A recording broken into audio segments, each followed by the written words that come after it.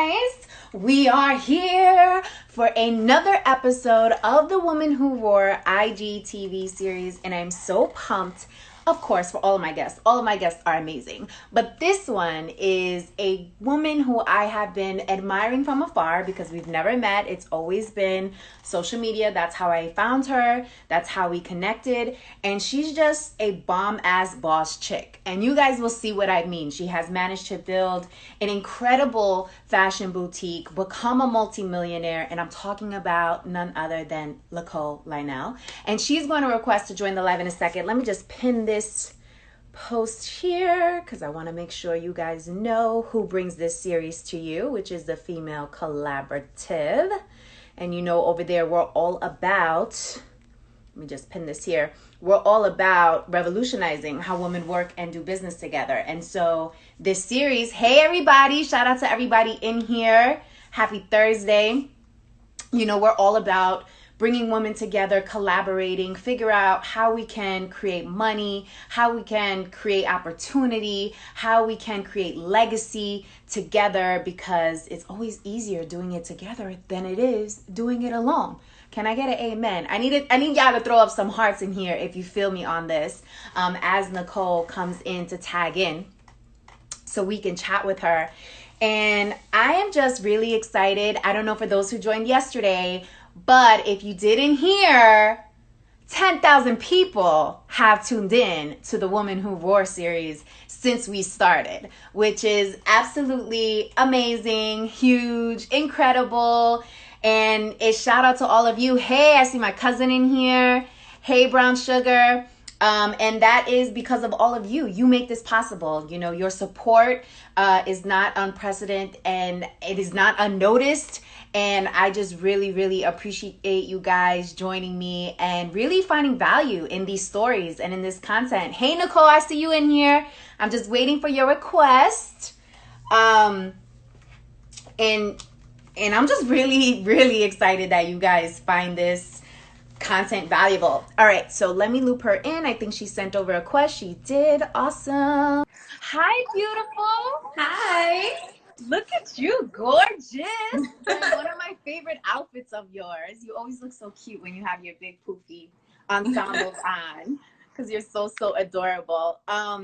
Well, I just first want to start with saying thank you and expressing my gratitude for coming on the series and for really just being an example of what it means to support other women. So quick behind the scenes, Nichole and I have never met in person, and we just know each other through social media. And I sent an email, you know, a DM to her, letting her know I was doing this series, and immediately she responded and was down to be on this. And this is how it works. This is how simple it can be to just support another woman. So I just want to say thank you for being you and for being on the series. So I have a lot I want to chat with you about. I've had the chance to review your bio and, of course, have been following your journey on the gram.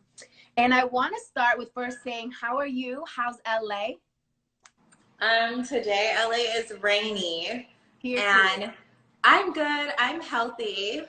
So I know we're all going crazy, which I am too, but today I'm good. I take it in waves. Yes. I'm good right now. Yeah.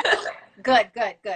I'm glad to hear it. Okay, so you've managed to build an empire with your boutique. You've managed to become a multimillionaire, create, you know, million in revenue. And I want to talk about the side of the business that a lot of folks don't talk about. So I want to get into a little bit of the gray, a little bit of the dark side of running your own business. And my first question is, what is a bad habit of yours in business? A bad habit of mine. Oh my gosh, I just talked about this. A bad habit of mine is sometimes I care too much, and I found that a lot of the times I wasn't putting myself first or what's best for my business first, and that has led to a lot of heartache because you have to make those tough decisions, and if you're not putting yourself first, you know, I just mentioned this, like that person is thinking about them and you're thinking about them and no one's thinking about you. So that will fall by the wayside. Another bad habit, I am not the most organized person. I am a messy desk, and my assistants probably are like, ugh, like I'm like a tornado. Like I literally come in there and I throw samples everywhere and clothes and fabric. I'm just like, and then I leave. Okay, so which brings me to my next question. I wanted to talk about building a team because you've managed to build this business with a strong team, but I know that always hasn't been easy. So can you talk a little bit about team building and the significance around that, and also share some not so pleasant things that have happened as you were building your team? Um, so I feel like I've like had this whole dream of like I'm gonna build this and then they will come and it's gonna be amazing. And then I found out that no one, almost no one, is going to care about your business the way that you do. And I also wasn't the best communicator at first. Like I would think something and then I would just expect people to know. That doesn't work. Mm-hmm. Um, also, you can't be lazy, and I feel like I have really ingrained that in my team that this is not just me here. Like, this may be my business, but this is your resume. So if you want to work somewhere and you want to go somewhere else, I know that when I was younger, I worked at Nordstrom's. And the fact that I had Nordstrom's on my resume got me in the door to pretty much any other job that involved customer service because they said, wow, she's worked for this company Right. for years and they have this reputation. So if you're here and this looks like a piece of crap company and you go somewhere else and put that on your resume, how's that going to look? Like we're all in this together. Don't you want to leave and or not leave, but when you leave or when you go on to do whatever you do, don't you want to work somewhere that you're proud of? I remember going out with one of my girlfriends, and at the time I was doing like bottle service and modeling or whatever, and people would ask her what she did, and she was absolutely amazing. And then they would ask what I did, and I remember that lump in my throat where I'm at this huge conference and I don't want to say what I do because I don't really, feel great about it, especially Right. getting older. And I'm like, don't you want to work somewhere and feel great about it and have a great reputation and be so excited to say that you're here? Another thing that I do though is I create an amazing work environment. Like you guys get to learn everything I'm learning on my dime. Like it might be stressful when we're at the office, but y'all clock out and go home. I have to deal with whatever Right. whatever has happened. So that's been a whole thing. But I have an amazing team. I love my office. I miss it so much right now. Like I miss them. We're like a family and I love it. But you have to be very careful who you bring into the family or around the family because bad habits can be very contagious, especially when you have a small team.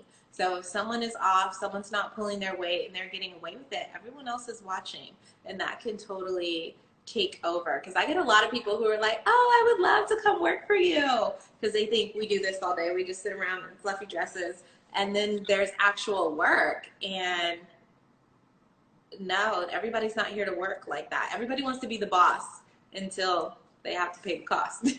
Right. Exactly. Exactly. So how have you been able to build this culture of family with your team? Like, what have you done to do that? One thing is a positive work environment, and I let them know what I expect. I know, like I said in the beginning, communication was off. So every time I was disappointed or I felt like things weren't going the way that I wanted to, is because I wasn't communicating what I expected. This is what I expect from you, and I'm right here with you because I feel like anyone who's in entrepreneurship or around someone who's a boss, you respect it more when you see that person's going hard. Now, if I'm going hard and I'm giving 150% and I'm killing myself and you're just sitting over here looking at me, that's not going to work. So I feel like that inspires them. My accountant just cut me off from amazing snacks, but we have a beautifully stocked refrigerator. I love a positive work environment. I love good music. I will make you walk outside if you walk into my office with a bad attitude. Whatever is going on outside of here, leave it at the door. When you're in here, I'm going to give you good energy, so you give me good energy, because we have a lot to do, and I'm not going to get that bad energy on my clothes. Definitely not. So, do you have an example of a time where you brought somebody in and they weren't a good fit for your team, and how you know, we first started this interview with me asking you about habit, and you said you care too much. So did that get in the way of you reprimanding or firing somebody because you have this purity to you? And Oh, do you yeah. have an example of that? Yes, I'm totally thought I could bring somebody on or around thinking that they would have the same work ethic, or they may have been, on the outside, it all seemed good. But then when Right. they got there, it was giving Kip my feet up, and it's the homegirl hangout, and we're just like good, and it wasn't. And I had a lump in my throat, and I was uncomfortable coming to work, and I felt off. Meanwhile, I'm the one paying all the bills, and I Right. refuse to be in my office and not feel good about it. Like, I don't want to be somewhere and be uncomfortable. So I had to force myself to have a tough conversation, and that is really, really hard. And sometimes all is not lost. Sometimes you just didn't say what you wanted, and that person didn't know any better. And I feel like so often, especially with women of color, sometimes you have to let people know what is helpful, and it's not coming from a place of you're a bad person or you're not right. You just have to say what you expect, and that's how I break it down for my team members when they're off, because maybe they don't know. Maybe you don't know. Like, I had to tell an assistant before, like, I should never look over and you're on your phone big chilling while I'm working, because if you think, even if I'm not working, you're paid to be here and to do a job, and you need to do it, because this is practice for your business. If you think that you're going to leave here and become some amazing boss when you're lazy here, when you don't have any responsibility, that can be further from the truth. This is your practice. This is your launching pad. This is your resume. And we had to turn that relationship around. Mm. So can you talk about some raw truths as it relates to entrepreneurship? Because I find that people find it glamorous from the outside looking in, and not really understanding what it actually takes to run a business and actually have $1 million revenue. So can you talk a little bit about the misconceptions around entrepreneurship? Okay. You're going to lose your whole mind, because you think that, like, I had this goal. My first goal was to sell over $1 million in my first year. That's a great goal, right? Then you do it, and then you have $1 million problems, or not even $1 million problems, but now you've tasted it. So now you want to do more, and all of the effort, you put all of your heart into something, and now you realize you need to top that when you barely have anything left, when that's what got you there. So now you're projected and you're looking, how do I double this? And that is a completely different type of pressure. It will make you not sleep at night. You will either eat, overeat, not eat. Hi, oh, my boo's on here. Sorry, I got it will make you, it will make you crazy. It demands a different level. Every level that you get, there's different devils, there's different bills, there's different expectations from you. It just is a different beast. And I feel like everyone thinks that it's sweet because they see an office and pictures and all of these things. But look where we are right now. We're in a whole crisis, and you have to step up and be a leader. There's no crying for you. There's no shutting down for you. If not, it can all be over. And it wasn't just like that now. That's a daily thing. Like, I can't just decide tomorrow, oh, I don't feel like it. There's no, I don't feel like it when you have a business. There's pressure. If I'm off, everyone is going to feel it. Not only me, but my employees, their families. It goes in a whole like thing. I think everybody has it kind of messed up, especially recently. I was just thinking about levels, right? I had got down on myself thinking like, you know what, maybe I shouldn't have went so big. If I was still in my second bedroom, this would not feel the same way as it does right now, where I have a commercial lease, where I have employees, payroll, I have all these responsibilities. Maybe I should have just played it small.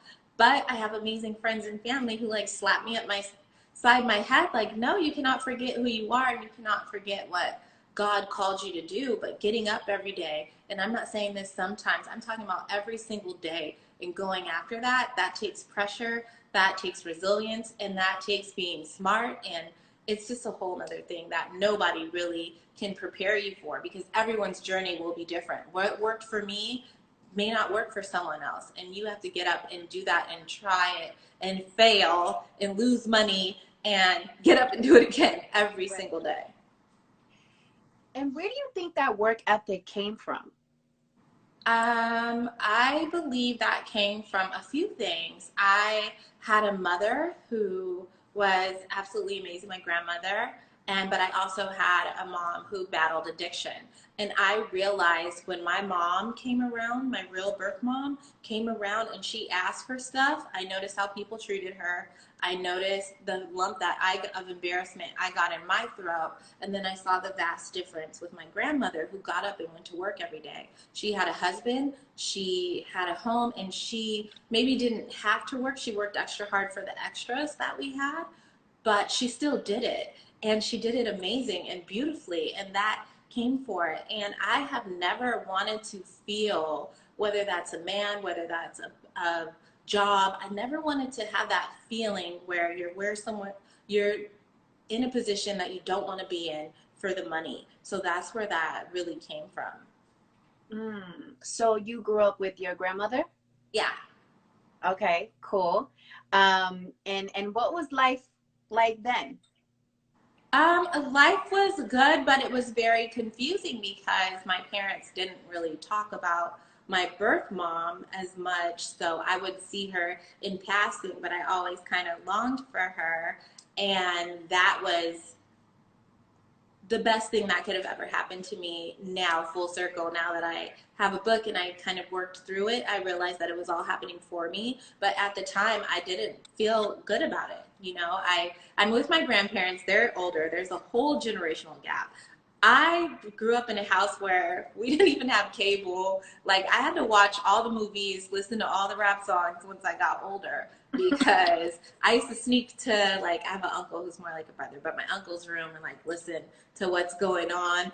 But my parents listened to Luther, and we did all the, you know, we cut up cheese and salami and rode down the coast on the weekends. It was just a different vibe than if I had, like, younger parents. Yeah. And is that mainly what your book is about, going through that type of adversity and finding yourself as you grew wiser and older? My book is about everything. I talk about all the things that nobody says out loud. I talk about drug addiction. I talk about abuse. I talk about sexual abuse. I talk about mental abuse. I talk about navigating life when you don't have all the proper tools in your toolbox. We all associate success and whatever with money. And we think if somebody has money, then they were just okay. And I had a beautiful life, but things were not all the way sweet for me. Mm-hmm. So what brought you to writing the book? For that reason, I wish that I had read something like this when I was younger, so that I know that things were going to be okay, because it didn't feel like at the time it was going to be okay for me. You know, like, I thought my best option was, my parents are, you go to school, you get married, you get a house, you retire, this is your life. And I always had that feeling inside, like, no, I want to wear fluffy dresses and I want to have this whole fabulous life. But for me, when I saw business owners and men and not men, but millionaires, it was always associated with a man or nobody that really looked like me. When I opened up the magazines and I loved fashion and all these things. There wasn't really a girl next door brown girl who looked like me at the time. And I wish that there was someone who said that story. And we don't talk about what addiction does to the people that we love. We know what addiction does to the person, but if you have loved somebody battling an addiction, there is just no other feeling. And also, I really went through it with that because my mom put me in some crazy positions when I was about 16, 17. I went to live with her and I went through awful things, just never realizing the lifestyle that someone has who's going through this and how that could affect me as a kid. Yeah. Did you know your dad? That was something that I've never even said out loud, but I have a man on my birth certificate that my mom just put there. And it was like her ball and boyfriend at the time. And no, I don't. Like, there's rumors of who he is, but I have a dad. I have my father, who I absolutely adore, who is the love of my life and had showed me what a man is supposed to be and what that looks like. Like, I am so blessed that I have a love like that, that void wasn't the one. But we never, that's another reason I wrote the book, because we talk about fatherless a lot, but no one has ever really talked to me about what motherless looks like. And the one person who birthed you, the one person in the world who is supposed to love you more than anybody, is absent. Right. That is like a whole thing that nobody is. I didn't have access to that book coming up. Yeah. Well, first, shout out to our grandparents for loving us and being there for us. So you said that, and thank you for being so vulnerable right now. I think that it's important for us to have these conversations so that, as you stated so beautifully, other people can see examples. You grew up with no examples in terms of seeing women who look like you in the magazines and millionaires who are women. So where did you get your inspiration to be that difference that you didn't see in the world? I just started going for it. I know with social media that definitely opened up our eyes, but I thought, why not? I already know what broke feels like. I already know what it looks like to watch my parents, who both had,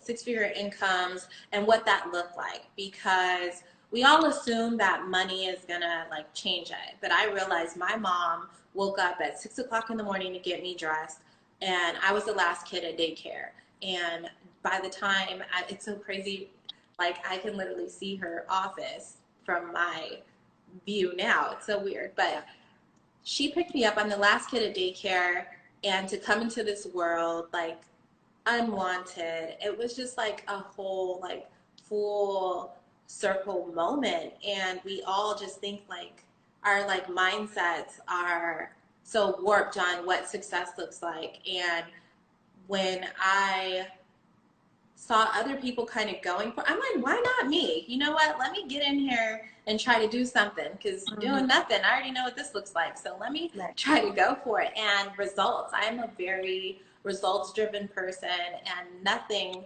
will make you respect yourself more than when you complete something. And once I completed one thing, that was it. And you can't stop me now once I think about it.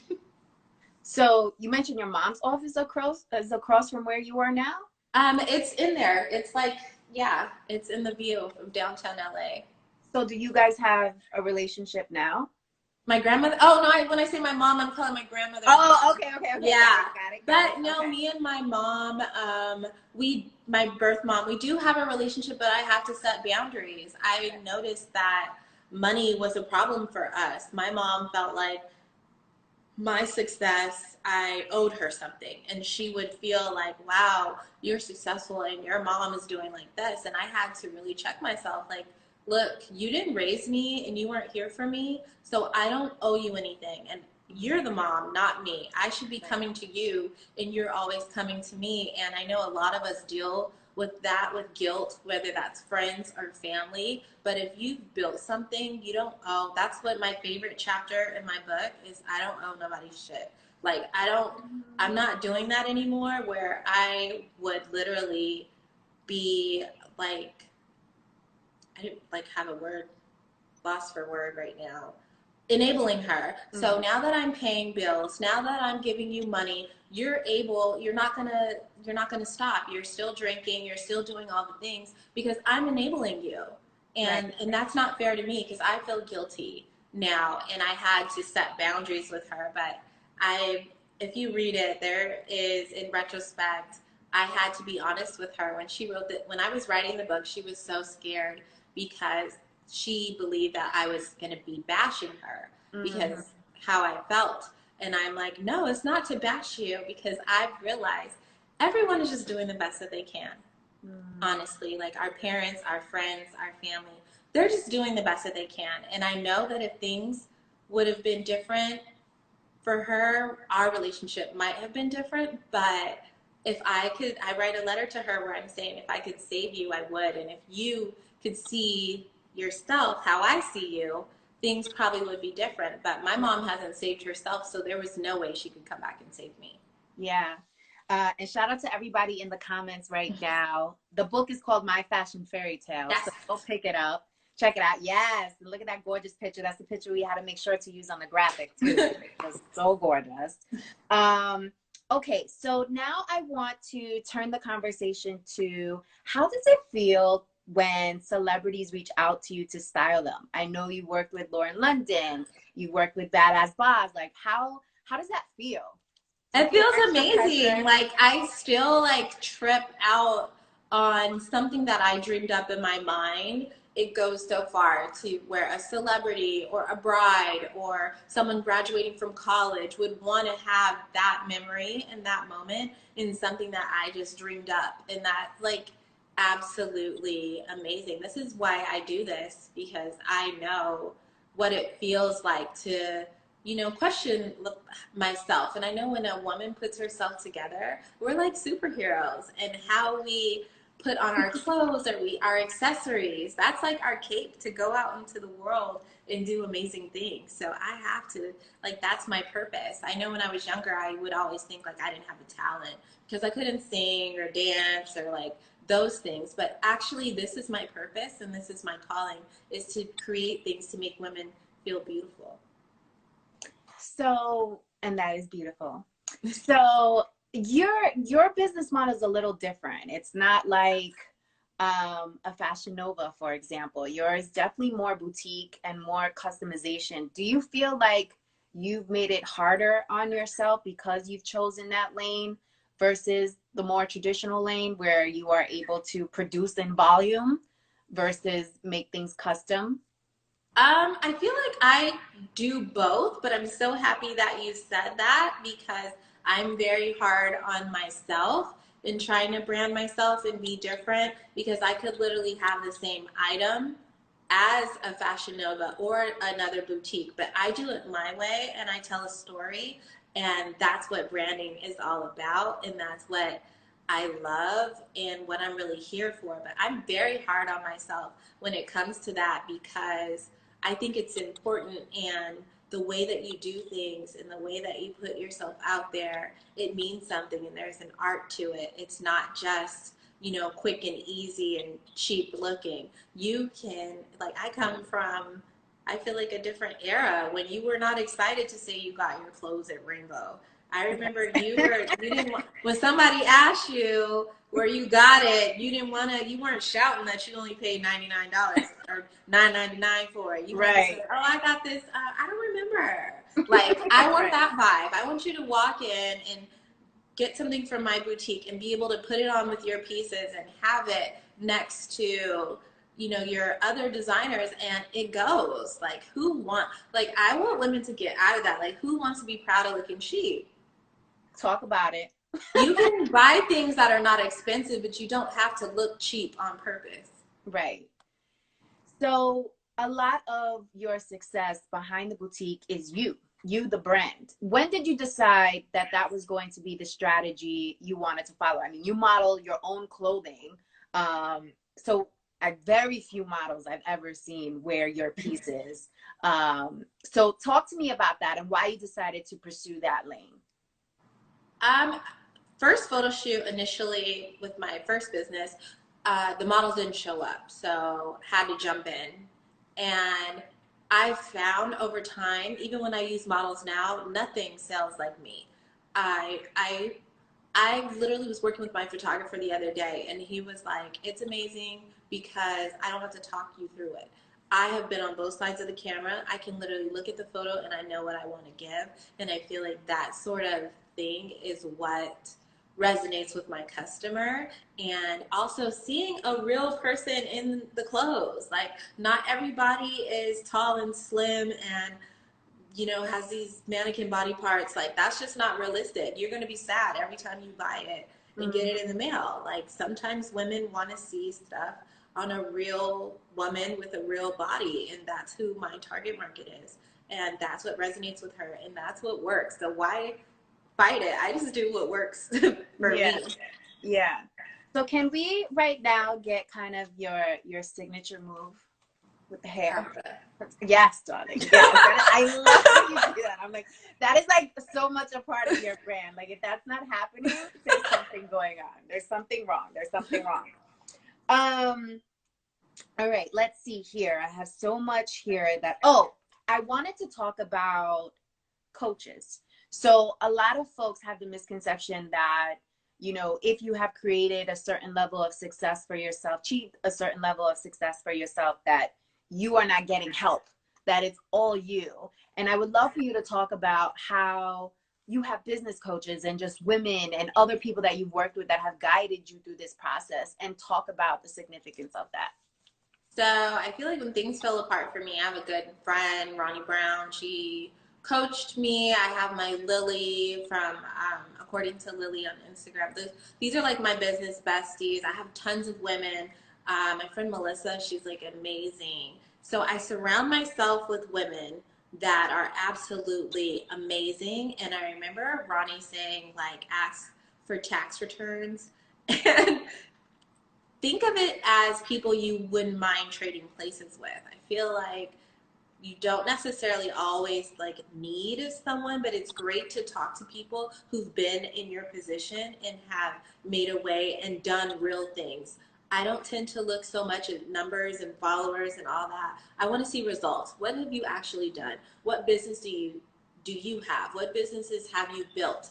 And I look at that, and those are the people that really pour into me. Also, I work really hard and I try really hard. And I always use the metaphor of when you're pushing a car.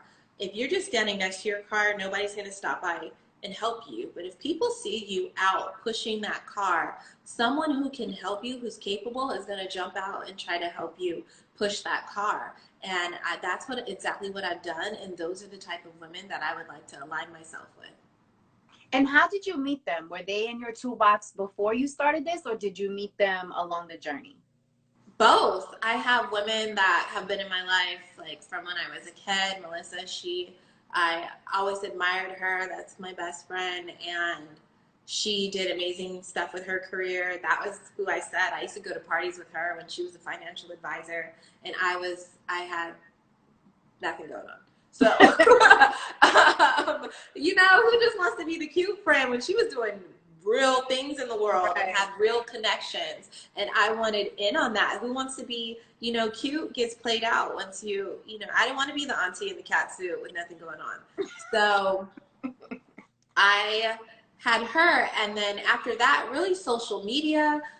Before, I feel like now I'm like, no more brunches because everybody's doing a brunch. But I started speaking, and when I would speak, I would meet women who we could get off stage and have a rapport and talk about real things that were going on, and we could pour into each other. It's more of a potluck, I would say now. I don't want people who are just taking all the time. I want people who I can say, hey girl, this is going on with me. We can have an honest conversation. We trade tips. We do all of the things. It's not just like it's kind of annoying if you just have someone calling you all the time with problems. I have solutions. Like, I give what I know, they tell me what they know, and we build from there. But social media is really great. You'll be surprised. Look, you slid into my DMs. I was like, hey girl. No, I was like, girl, let's create some magic together.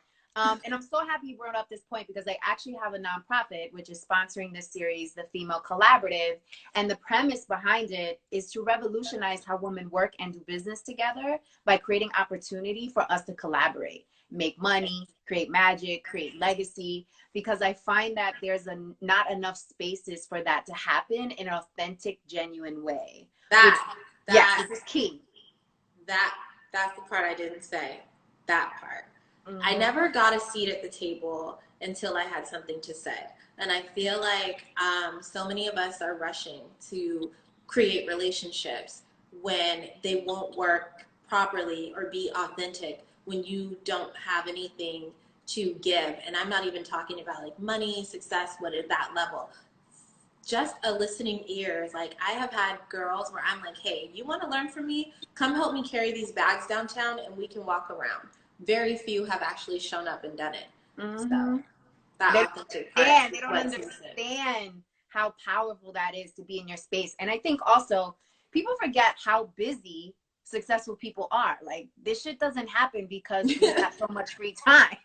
This happens because we're working. So if somebody is offering you the opportunity to spend any type of time, whether that's carrying bags to a shoot, whether that's you being behind the camera, whatever it is, and you're able to absorb and be a sponge, take full advantage of that opportunity. And we all have done it at some point. Like, right. I feel like everyone thinks like, oh, you know, I want to be the boss. Like, no one starts out as the boss. Okay. Right. I have gotten coffee. I have drove people around. I have taken classes. I have been the assistant, the intern, not gotten paid. I've paid my dues because it was a different time, like too, before social media and all that. You had to have a resume and you had to have stuff on it. Mm-hmm. Like, you couldn't just decide you had a domain name and all of a sudden you're whoever you are. Like, I feel like social media has created this false expectation and this chip on your shoulder where if you feel like you can access someone, they should tell you. So you mean I'm supposed to invest all this stuff in myself, learn all these hard lessons, do all of this, cry my eyes out, lose everything, and then you meet me and I'm just supposed to tell you? Exactly. Exactly. And I think people forget that before you're a leader, you're a follower. And there is a lot of merit in following because you mimic the things that people do successfully. You don't copy. You definitely put your own spin on it and you make it your own. But in order for you to learn, you need to be a student. And people forget how important that is.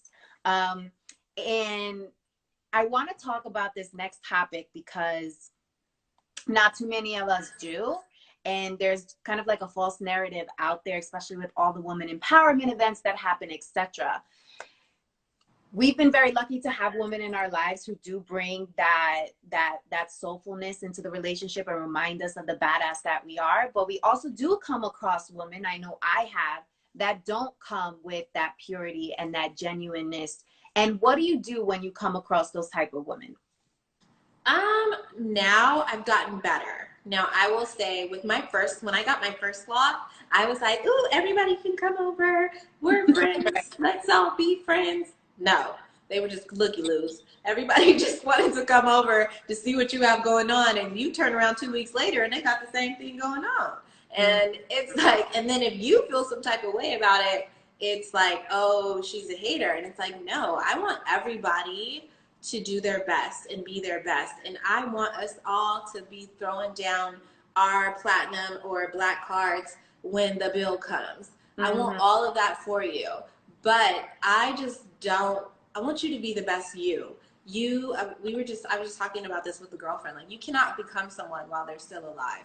And a lot of people they don't love you. So I have found out that I want to be around people who love me for me, that don't love me for them. Because I had a lot of people around me who love me for them. Their access to me got them around what I was around. Their access got my connects, and they sucked that all dry and then moved on. So this time around, I prayed for discernment and I listened to myself, and I think about what somebody is really bringing, what type of energy they have. Do I feel good? Because I have always felt that thump And I ignored it because you feel that thump in the little whisper, like, hey, hey, hey, watch out, that person's not it. But my little dumb self, I'm like, no, they just need some Right, love. open Like, arms. Oh, yes, yeah, yes, they yes, just yes. need to let me show them what love is. And it's like, no, that person doesn't like you, and that's okay. Because I used to internalize it, like, why are they like this? And it's like, when you are on this journey and everyone is climbing, people will claw your eyes out when they're trying to get where they're going because they're in a mode of survival. And you might be on a different journey than they are. So they will hurt you in that process, and that is okay. You just leave them where they are. Not everybody, because you will find some good people. I found that when you are a light, you attract both. You attract other light, and you also attract a lot of darkness. And that can be very discouraging because it looks good. I've also seen the opposite when I've seen that when you're on the panel with other powerful women and they treat you one way, and then you walk off the stage and you see how they treat other women. And I noticed that I feel like the meme. I don't like that. Like, I don't like that. Like, you know, like we're all, just because you're on the stage right now doesn't mean that that person is less than you or whatever is the case. And look what's happening now. Like, this is a big game changer for a lot of us. This is going to show who's excellent, who's resilient, and nothing really matters but relationships right now. And we have to wake up and look at alignment. Like, what is this person really coming around for? They're just trying to align themselves and take a picture. They don't really care about you. And also, I've noticed too, if someone is in the position to put you onto something and they don't, put that little nugget under your cap because there might be something to that. Because people like you when you're sane, right? I noticed when I was an underdog, everybody loved me. Everybody wanted to hate me. No, not wanted to hate me, wanted to help me. Right. No, I'm just saying, they all wanted to help. You know, when you're the underdog, when you don't have as much going on, everybody wants to help you, right? But when you start to be real competition and you become a regular dog, and you might turn into a top dog, it gets weird.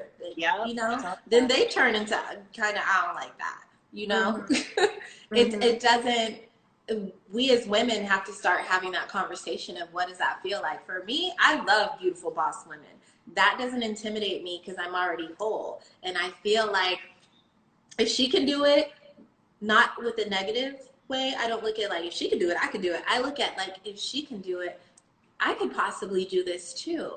It's not why her and not me. And I feel like we have a lot of we have a lot of that, and nobody really talks about it and acknowledges that. And I don't like the fan behavior. Like, I don't want to treat anybody like a fan or whatever, or I'm up here and they're down there, because look at life. Like, it can literally like that change, and you can be right back at the bottom. So why do you think that is? Was that just a maturity that you naturally grew into? Have you always had it? Because I find that there are leaps and valleys, right? I think depending on where you are in life, you might find yourself hating on another woman, and then you have to check yourself, like, wait, hold on, why am I hating on this woman right now? And you have to start that self-reflection. I like me offline. Like, I would probably dance around the house in this dress by myself. Like, I like me. And it took, I feel like my 30s, that kind of plays into it because, you know, I had that talk, me and my girlfriend were on the beach, and we were like, girl, look at our stomachs. Like, we're on the beach right now. Like, who cares though? Like, we're on the beach in Hawaii, and I love you, and I love me. Like, I just love who I am. This is the only body that I'm going to have. This is the only face that I'm going to have. Well, unless I go and get a new one. But if I don't like something, I can change it, and I love me. And this woman being beautiful and me being beautiful and successful, it doesn't mean anything. It doesn't, I don't feel her light puts a shadow on me. And I don't know really what that is, but you have to work on it and catch it early, because I notice women, I talk about this with my friends all the time, like, women like women who are not competition. Like, on it, being honest, they like it when there's no competition. I'm the opposite. I like it. Like, me and my girl, like, what you doing today? Okay, let's set a goal. I'll get there before, and it's not a negative competition. It's good competition. Mm-hmm. Who wants to compete when you don't have a good competitor? Like, I want us to go out and get it. These old white men, they do it all day and turn around and have drinks at the bar. How come for us it has to be different? Mm-hmm. Why do you think it is different? Because of a mindset and insecurity, and we have a scarcity mindset. Honestly, women of color, minority women, black women, whatever it is, there's usually only one of us in the room, or there's only one of us on the show, or there's only one of us in the magazine. So we only feel like only one of us can make it. So that's why we have this thing, because it's like, okay, well, if I let her know, then she might take my place. And that's very uncomfortable for a lot of us, whether that's money, whether that's resources, whatever that is, that is really uncomfortable. And it's a thing, like, for like a lot of women, and you have to protect yourself when it's like that, because I know I hold back sometimes because you have to pay attention to people's faces. When you tell somebody some real good news, some bomb good news, and that little face is like, girl, oh yeah, and you're like, oh, the first space just told you the truth, because that's a mirror.